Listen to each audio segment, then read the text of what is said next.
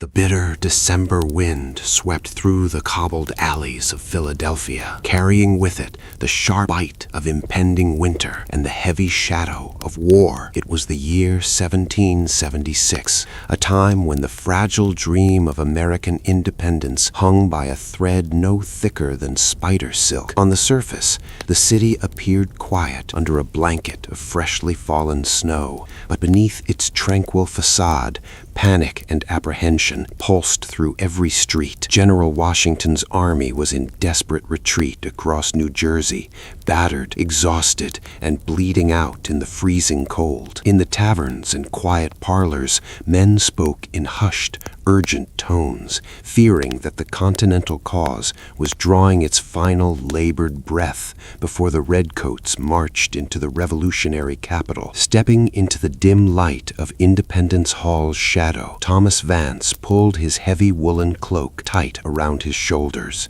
At 24, Thomas was neither a distinguished politician nor a decorated military general. He was a modest clerk and former printer's apprentice whose quiet demeanor masked a mind as sharp as a razor and an unwavering loyalty to the patriot cause. His boots crunched against the frosted stone as he walked with a measured, deliberate pace, his right hand resting discreetly inside his coat pocket. Pressed tightly against his ribs was a sealed leather pouch containing a coded message from the Secret Committee of Correspondence, a document that held strategic intelligence regarding British troop movements and supply lines near Trenton. As snow began to drift down in thick, swirling sheets, Thomas paused beneath the weak orange glow of an iron street lamp. Philadelphia had become a city of ghosts and whispers, where neighbor suspected neighbor and loyalist spies lurked around every corner. One wrong word or a single misplaced step could lead to the gallows. Yet despite the cold gnawing at his fingers and the terrifying weight of his assignment, Thomas felt a fierce resolve taking root within him. He knew the odds stacked against Washington's meager forces, but he also believed in the promise of the young nation striving to be born.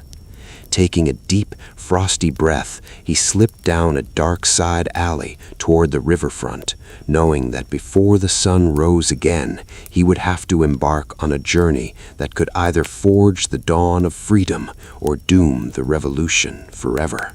The midnight frost clung to the dense wilderness of New Jersey like an icy shroud as Thomas spurred his mount into a gallop. Every breath pulled bitterly cold air deep into his lungs, but the stinging chill was the least of his concerns. Leaving behind the quiet safety of the Delaware River, he had plunged directly into territory crawling with British regulars and ruthless loyalist raiders. The narrow dirt track was slick with frozen mud and half-buried rocks, making every stride of his horse a deadly gamble. Under the faint moonlight filtering through the bare forest canopy, shadows flickered like looming sentries, keeping his senses strung as taut as a bowstring. Near the crossroad of Maidenhead, the sharp, distinct sound of iron-shod hooves echoed through the night air. Thomas immediately reined his horse into the dense thicket, holding a firm, reassuring hand over the animal's nostrils to stifle its labored breaths. Seconds later, a patrol of British dragoon cavalry thundered past, their crimson cloaks billowing against the stark white snow. Through the tangled branches, Thomas watched the glint of their drawn sabers under the moon. A single rustle of a dry leaf or a nervous snort from his steed would have instantly summoned a volley of musket fire.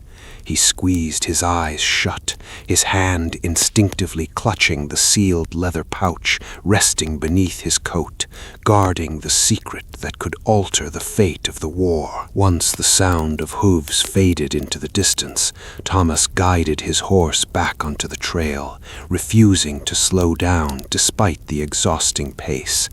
The cold grew more unforgiving with every passing hour, numbing his fingers and toes until they felt completely lifeless. Yet the fire of his mission burned fiercely within him.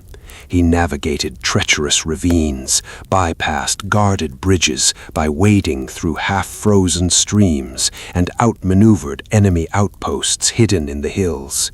Time was running out, and the element of surprise for Washington's desperate counteroffensive depended entirely on his speed.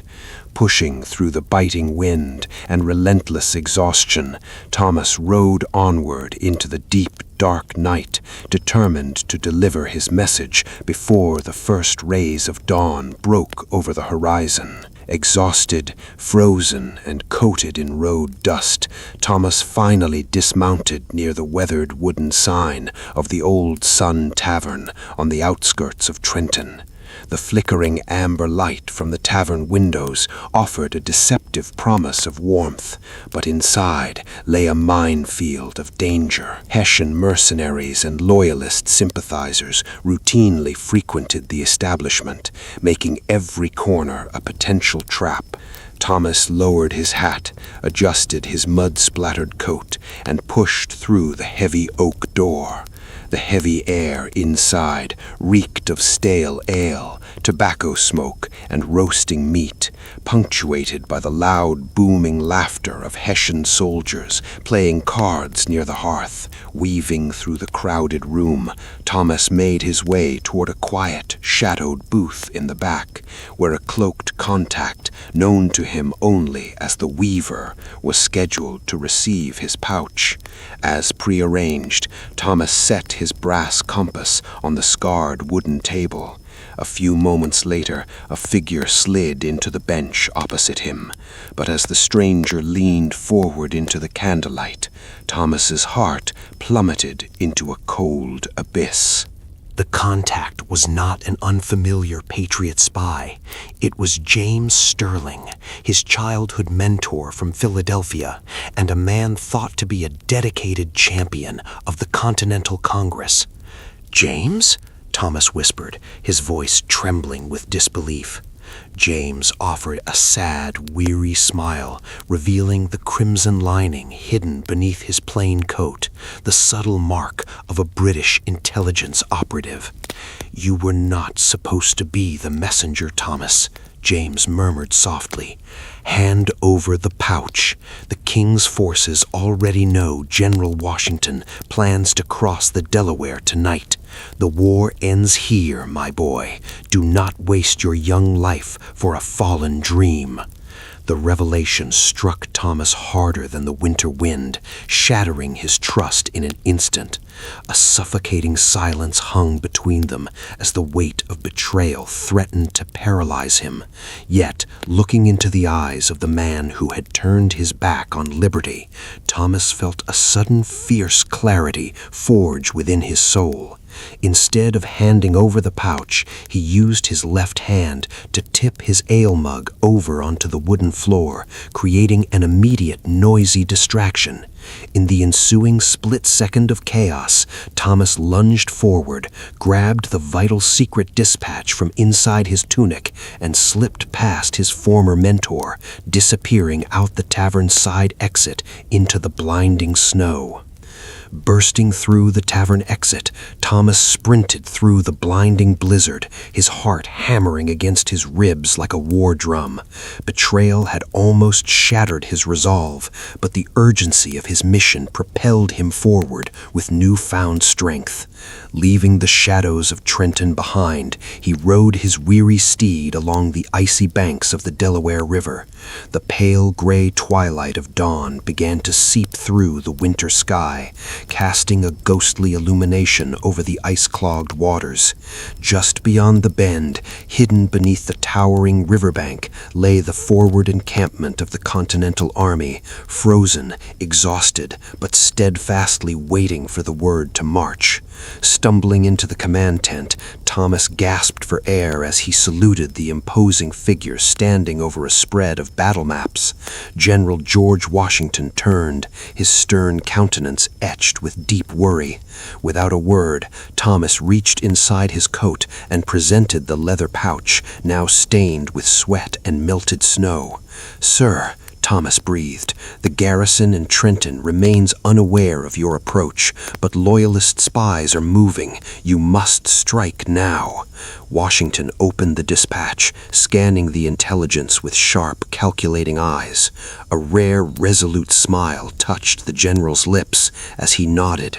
"You have served your country well, young man," Washington said quietly. "History will remember this night."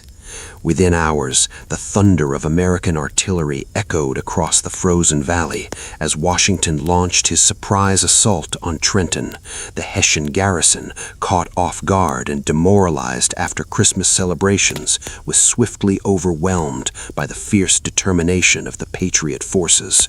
It was a decisive, electrifying victory, one that reignited the dying embers of the Revolution and breathed fresh hope into a weary population. Standing atop a snow-dusted ridge, watching the retreat of enemy troops, first morning breeze brushed against his face. As the morning sun finally broke through the heavy gray clouds, bathing the countryside in a brilliant golden radiance, Thomas smiled. The journey had been treacherous, marked by freezing cold, deadly peril, and painful betrayal, yet freedom had prevailed. The darkest hour had passed, and standing on the threshold of a courageous future, he knew he was witnessing the birth of a glorious new nation.